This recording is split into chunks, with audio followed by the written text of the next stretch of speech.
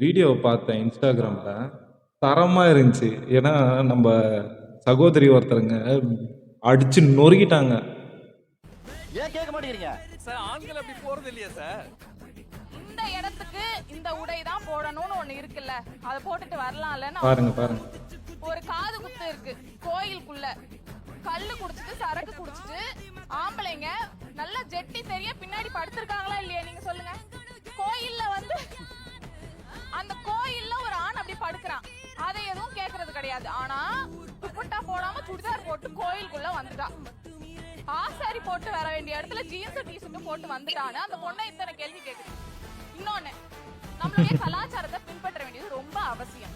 இங்க இருக்க ஆண்கள்லாம் நம்மலாம் இத பண்ணுவான்னு எனக்கு தெரியல. ஷேப் அப்படியே தெரியுது. எனக்கு வந்து இன்னொரு சக பெண்ணுக்கு காம உணர்ச்சியா அது தூண்டுது. அதனால ஏதோ அசம்பாவிதம் நடக்கிறதுக்கான வழிவகுக்கும். இனிமே நீங்க எல்லாரும் வேஷ்டியை போட்டுட்டு வாங்கன்னு நான் சொன்னேன். பொண்ணுங்கெல்லாம் இப்படி இறங்கிட்டா என்ன பண்றதுன்னு தெரியலையே. இன்னொன்னு பெருமையா வேற சொல்லியிருக்காங்க, நான்லாம் சட்டை போடாம சுத்துவோம். அது வந்து நீங்க பெருமைப்படுத்துறது எங்கல?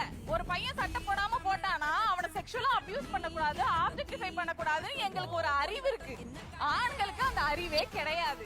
அதனால நீங்க நாங்க சட்டை போட்டு நடப்போம், பப்ளிக்கா யூரின் போறத பெருமையா சொல்லிக்கிறாங்க. நாங்க போவோம், நீங்க போவீங்களான்னா இனிமே நம்ம வாயை திறந்து எதுவும் பேசவே முடியாது போல. பின்ற மாதிரி தான் இருக்கு. பிளாஸ்ட் தான், தளபதி சொன்ன மாதிரி பிளாஸ்ட் தான்.